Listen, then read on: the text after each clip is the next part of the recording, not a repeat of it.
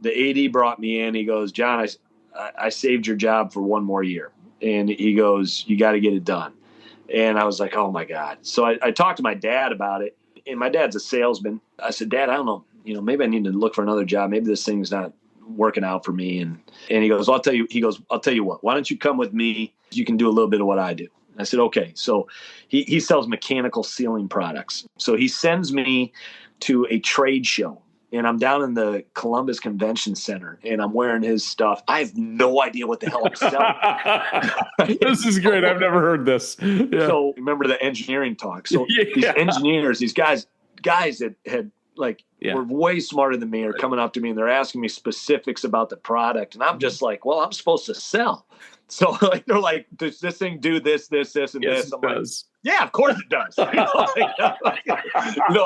It'll do all of that. Yes. I'm trying to sell just a normal product. Right. And I remember at the end of the day, I talked to my dad. He goes, how was it? And I told him that. And he goes, no, you idiot. You can't just sell him this stuff because it won't work, So I'm like, I didn't know that, Dad. I'm like, how the hell am I supposed to? I'm just trying to sell.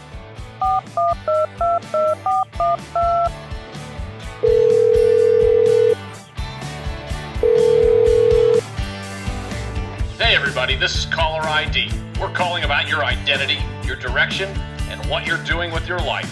I'm Brandon Davis Wells. Let's dig into what we're really doing here. Coaching is about more than just basketball for most basketball coaches, and at its best, it's leadership, it's culture, identity, helping young men and women grow.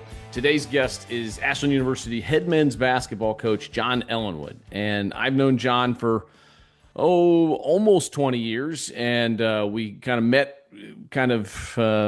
fortuitously on a playground when our kids were little, and that was about it. And then years later, we ended up crossing paths much deeper as I traveled with the men's and women's basketball programs as the broadcaster. And so I've seen John in leadership. I've seen him in his element, coaching his young men and also helping them develop lifelong skills. So I've seen him in pressure spots, but I understand that as also a former basketball coach myself, I understand the challenges that come with it. And I know that John is a loyal person. He's a competitive person that there's not many people more competitive than me that I've met, but he's on the list. So I know he likes to win, but he also loves deeply as well. So he's also a father and a husband and a friend, a son, all of those things. So welcome into the show today, John. Appreciate you coming on. Hey, thanks for having me, and great to see you, buddy. Well, let me ask you first, if you thought this is what you would be doing for a career when you were a young man, when you're a kid, when you're 18, do you have any idea you'd end up being, making a full career out of being a basketball coach? Absolutely not. I had no idea I wanted to be a basketball coach probably until 3 years into coaching, to be honest with you. So when I was a young kid, I always think it's around fourth grade. Fourth or fifth grade is when you dream of something that you want to do or somebody that you want to be. I was in love with the Pistons, the bad boys at the time. And I remember falling in love with basketball at that age. Yeah. And the bad boys were my team. I grew up in Toledo, Ohio, and we were close to Detroit, and just really loved everything about that team. And I didn't understand why everybody hated them. Your guy, Rick Mahorn, by the way, who I've met once in the broadcast world, ended basically my Cavs season when he gave that elbow to Mark Price back in the day and gave him a big concussion. But we won't get into that too much. But yeah. So that basketball, that's when it started to come to I really love this. I was in fourth grade and I just loved the Pistons. And I remember it was like March. And we had just moved into a house. It was a newer neighborhood back then, and the house did not have a basketball hoop, and there was a lot of spare wood around the neighborhood just because houses were being built. So I went around and grabbed whatever I could, and I built a basketball hoop in my yard, and just. My dad saw that. And he's like, we better put in a basketball hoop for the kid. So, I just was that enamored with basketball at the time. Then I got to fifth and sixth grade and played for the local teams. You played for your elementary school back then. And then I got to seventh and eighth grade, loved basketball, but I got cut from junior high basketball. And I was just devastated. I could have stopped there and all that stuff, but like in 7th grade when I got cut, I just was devastated. I went to a camp that summer and, tried to get better at basketball. I got cut again in 8th grade, and I just, wasn't good enough, wasn't tall enough. I made the freshman team at my high school. We had a freshman JV and varsity team, but like our varsity program had the second longest losing streak in the country at the time when I made the freshman team. USA Today used to have an article, and it like on their sports pages, it used to say like top 25. And our high school made like the longest losing streak in high school basketball. We were number 2, 68 straight games. Oh my. And I was on the freshman team in that program and loving it. And then the next year as a sophomore, I made the JV team. And then my junior year, something happened where I was on the bench. Something happened where our starting center ended up getting in a car accident, believe it or not, with our 3rd string center. Okay. Oh my. And both of them were out for the remainder of the year, and there's about 7 games left. So I was playing a lot, and I ended up becoming our leading scorer, best player, and it just blossomed there. And then from there, it just it took off. My senior year, we ended up winning the league for the first time ever. And I was MVP of our league, and I didn't know how good at basketball I was. I just loved playing it. Yeah. I earned a scholarship. And when I got to college, my dad was like, "You should be an engineer." And I was like, "For trains?" So I went into engineering, but I didn't know what the heck it was. Right. But I still don't, just to be clear. I still don't know exactly what those, I just know they're really wicked smart people. Yeah. Yeah. Like I was just looking around. I'm like, I don't belong here. Then I transferred. I ended up transferring from the school I was at first. I went to the College of Worcester. I was ready to give up on basketball then, but my mom convinced me to stay with it, and I transferred. It had a great career, ended up being an All-American, and I found people at Worcester that really invested in me and taught me how to value my education, value who I wanted to be and stuff like that. But when I graduated from Worcester, I was like, I have no idea what I want to do. I was a psych major. My mom was a psychologist, and it just kind of fit. I was like more like my mom than my dad. But I remember being on the bus home from our last game, and we were in the NCAA tournament, got beat. And I just was like, wow, it's over. So I got invited to play professional basketball. So I started training really, really hard to go overseas. I got an offer from a team in the Netherlands. One night I was working out, and I played open gym.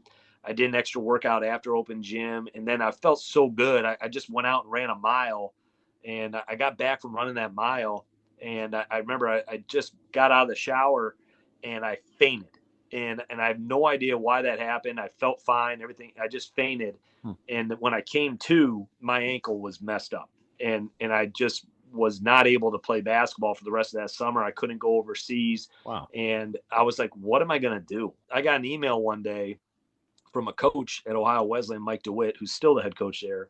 They were in our league, and he just said, "Hey, why don't you come coach with me next year?" I was like, I don't know. Finally, I was like, you know what? I'm going to do that. I just went and I said, I'm going to do this. I'm going to get my master's and stuff like that, and I'll figure it out from there. I was at Ohio Wesleyan. I liked coach. I loved coaching the guys that were there. I had some great players. They really bought into what I was selling, and it was a lot of fun, but I wasn't making a lot of money. I was just making like $10,000 a year, living in a rat infested free apartment. And, and they paid for my food. 9/11 happened then, kind of felt compelled to try to go into the FBI. So I ended up applying for the FBI, took some tests, never heard back from them. I was in my 3rd year helping out with Ohio Wesleyan.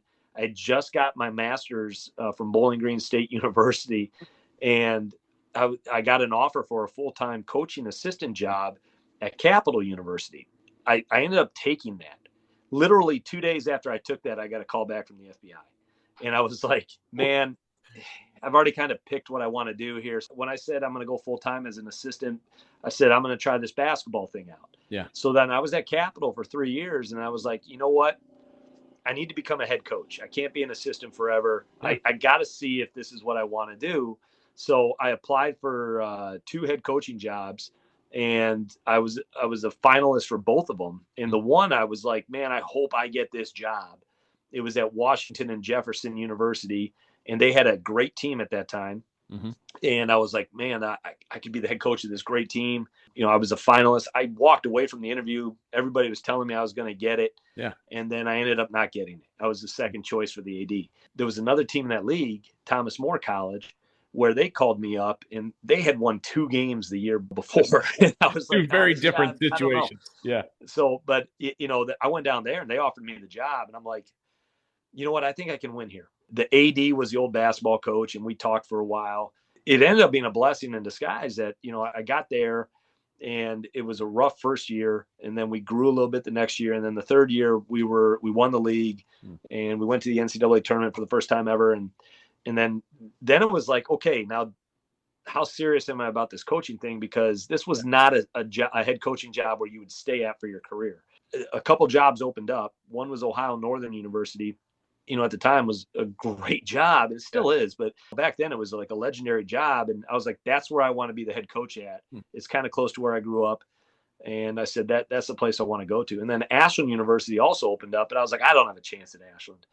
That's a really, really good program. But I threw my resume into both. A jump from Division 3 to 2 for people that don't know. Yeah. So they have tons of applicants for that job. So what's funny though, is like, I got a call back from Ashland right away. And the guy calls me up, the Bill Goldring was his name. He's a great athletic director. He brought me up and was, when I got up there, he's like, you're one of 3 people for this job. And I was like, whoa, I was like, that's amazing. One of them was an Ohio State assistant. The other one was a really good friend of mine. He's the head coach at Illinois State now. And it was just, you didn't know that at the time who the other candidates were, but I got done with the interview and he's like, hey, if I offer you this job, are you going to take it? And I really had to step back at that time being like, this is a serious position where I could be at this place for a career.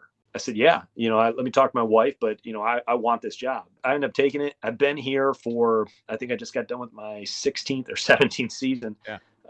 I've been very blessed. It's a great place to raise a family. It's been a great home. I say that, and I've never really felt like this is exactly what I want to do, but I understand the bigger purpose of coaching here. I don't know if I'm a basketball coach as much as I can have influence with the guys here, and I feel like my job is worthwhile.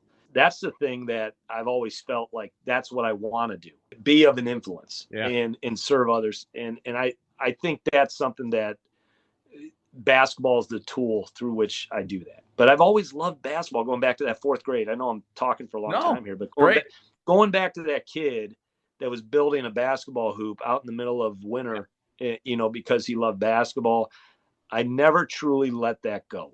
Yeah. And I think that's something that, that's the best thing about being a basketball coach is like, man, there's that little kid every day you come in here. That 4th grade me is in this office, out on that gym floor. That's fascinating because when I think back to some of my own story, if like I had people kind of mockingly calling me coach in 5th and 6th grade, some friends of mine, because I loved basketball so much and knew the game much more than most 9, 10, 11-year-old kids because I watched it with my dad all the time. We grew up watching basketball, college and professional, and he would take us to high school basketball games in the greater Akron area that was like, hey, we're going to go see Stowe and Kent play. We're going to go see Barberton and Falls play. Like all these legendary back then Metro teams that were awesome.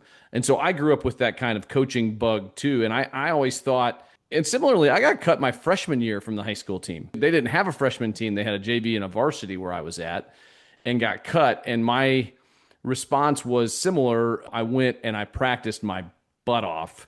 And so I made it that like, you're not going to cut me next year. And I tell people this story, like I got a little bit of like validation the next year. And I probably deserved to be cut because I don't know, I was on the edge. That failure really drove me to improvement, right? Because you can go 2 ways from failure. You can either give up or you can get better. And I got better. And I ended up playing against that JV coach the next year because he moved on to a different school. And they kicked our butt, but I played really well. And at the end of the game, we're in the receiving line, right? And saying the good games. And he pulls me aside and he goes, I should never have cut you. I'm so sorry. And I was like, what just happened? The coaching thing, John, you said like you gave up maybe that opportunity to go to the FBI. Do you ever think about like what life would have looked like if you had done that? Yeah. It would have been different. quick pause. If you're enjoying this, make sure you're following or subscribed wherever you listen. It helps more than you think. If it's hitting home, take 10 seconds. 5 stars. Share it with somebody who needs it. Just a quick reminder.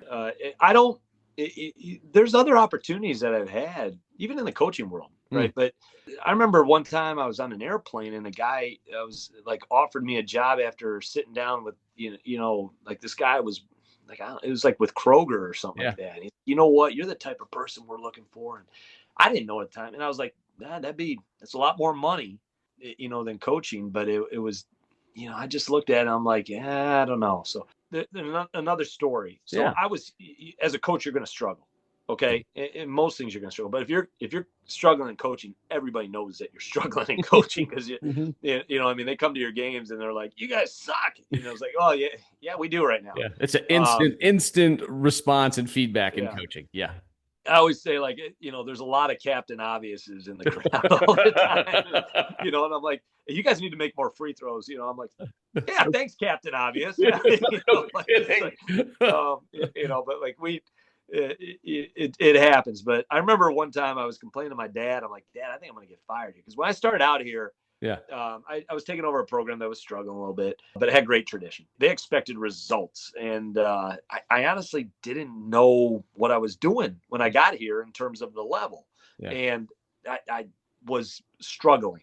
All right, mentally, but you try to make it look like, hey, this doesn't bother me. I had no idea. All right. And it took about 5 years. After the 5th year, the AD brought me in. He goes, John, I saved your job for 1 more year. And he goes, you got to get it done. And I was like, oh my God. So I talked to my dad about it. And my dad's a salesman. And he goes, I said, Dad, I don't know, maybe I need to look for another job. Maybe this thing's not working out for me. And he goes, I'll tell you what, why don't you come with me? And he goes, you can do a little bit of what I do. I said, okay. So he sells mechanical sealing products. Okay. And it was something where I was like, okay. So he sends me to a trade show and I'm down in the Columbus Convention Center and I'm wearing his stuff. I have no idea what the hell I'm selling. This is great. I've never heard this. Yeah. So remember the engineering talk. So these engineers, these guys were way smarter than me, are coming up to me and they're asking me specifics about the product. And I'm just like, well, I'm supposed to sell. So like they're like, does this thing do this, and this? I'm like, yeah, of course it does. Like I'm trying to sell like just a normal product. Right. And I remember at the end of the day, I talked to my dad. He goes, how was it? And I told him that. And he goes, no, you idiot. You can't just sell him this stuff because it won't work, So I'm like, I didn't know that, Dad. I'm like, how the hell am I supposed? I'm just trying to sell. So then he took me to a factory out in like the middle of nowhere, Ohio, in Delphus, Ohio. We had to put on this new seal and this mixer. I'm hanging by a thread thing that they hook to you. I'm literally dangling. If this thing breaks, I die.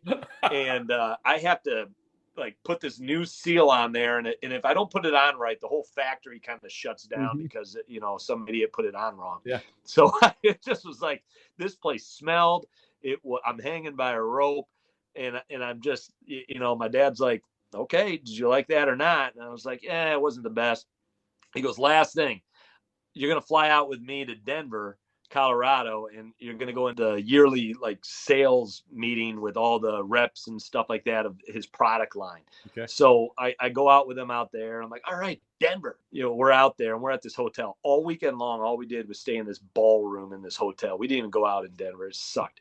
But I just remember my dad goes to me. He's like, all right, this is the owner of the company. He's going to tell everybody, good job, but next year you got to do better, and it just was like, and we get in there and he's like, we had a banner year, but we got to be better next year, and just my dad's like, no matter how much you sell, it's not enough. That it's kind of a soulless thing. I remember going back from that weekend and my dad called me up afterwards. He goes, what'd you think of it? And I go to him. I said, Dad, I'm going to be the best basketball coach I can possibly be. Cause I'm like, this is not for me. I didn't feel the value of it. The next year we ended up getting to like 19 wins, 20 wins. And then it's taken off from there. But it was like, man, I am 2 feet in. Yeah. And as they say, they cut the rope. Yeah. And I cut the rope, and that's kind of the moment where you're like, you got to be this or something else. So like what you're talking about with the failure stuff, it's like you're either getting better, you're getting worse, but you're going to make a change. I'm fascinated with your career path and even that story. I mean, you've been in the job now for what, 17 years at AU at Ashland University. Yeah, I've been a head coach now for 21 years, I think, something like that. 20 years. So, people obviously judge coaches' careers by wins and losses. Like you're in at least from the outside, right? You said it already. Like you're in one of those fields that has metrics of like you either win or you don't, right? And there are so many other layers to it. But let's say you never coached basketball again. You couldn't coach, whatever. What do you think you would try to do at this point? I mean, because you've developed a lot of leadership, right? So like the guy at Kroger probably saw that too and saw like there's a transferable skill here that somehow we could use. So one of the things I learned in college, I remember when like I was never a great high school student. I always say like I had a really smart high school girlfriend that helped me out a lot of stuff. And then I got to college, and you have to figure it out. But when I got to the College of Worcester, I learned to think. Let me say this first. Yep. You have to be able to express yourself.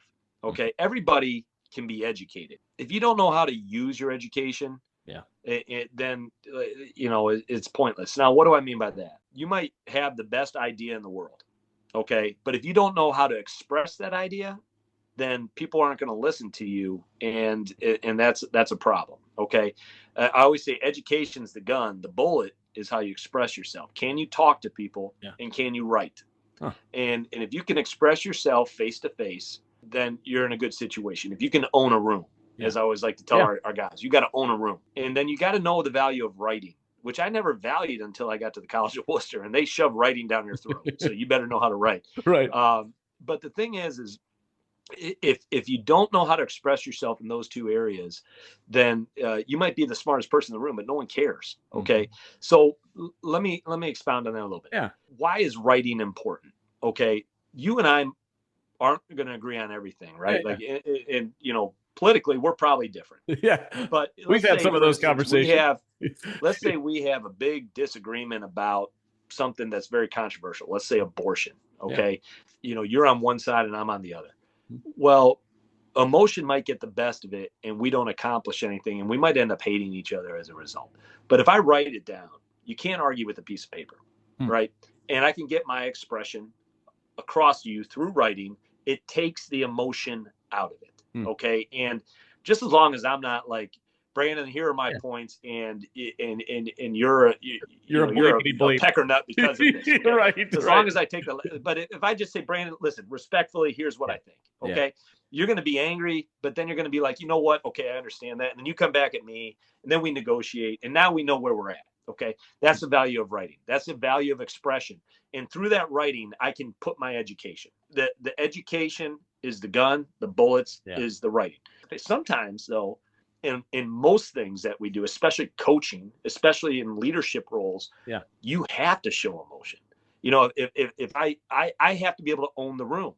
If I went out on the floor and I was like, okay, guys, today we're going to play defense and here's what we're going to play. And we're going to play this way because this is the best way to play. And here's why I think that. You don't care. You don't care what I'm saying because you're like, this guy is boring. Right. He doesn't own the room. If I said, man, we're going to be the best team in the country at doing this because you are really good at doing this. And I'm feeding confidence and I can sell you why you fit into what we do. And this is why it's going to work. You're going to buy it. Yeah. And that's the key is how do you express yourself through face to face? And that's the beauty of coaching, right? I can see instant feedback on what I'm trying to sell guys all the time. I always say, like, our college, Ashland, does a great job of teaching people how to express themselves. So whether our college knows it or not, they do a really good job of teaching our players, my student athletes, how to be educated and use their education. Yeah. And I think a lot of schools have gotten away from that. I'm not going to get on that. But I think you're right. Soapbox. Yeah. But it's like, well, here's this online education degree. Okay, but you get the education, but you don't get like I said, you got the gun, but you don't have the bullets. You got to know how to own the room and you got to know how to write. you're asking me what I would do. Yeah. I would do something that I'd want to be a leader, yeah. but, and I'd want people to understand, like, okay, this guy's selling me something, and I just have to do something with that. A couple of years ago, I was bored. When I was at Worcester, I loved learning. I was like, man, if I could stay in college forever, not because of like partying and stuff like that, right. If I could go and get a chemistry degree, and then I get that degree, and then I could go get a philosophy degree. Yeah. I wanted to do that when I left that college, and I said, I just liked learning. So I was bored. That's part one with head men's basketball coach at Ashland University, John Ellenwood. Tune in next week when you hear what he did with that boredom. Thanks for joining us. Thanks for listening to the Caller ID podcast. Please don't forget to like, share, and subscribe with all of your friends on all of your social media platforms. Thanks again. Signing off, Brandon Davis Wells.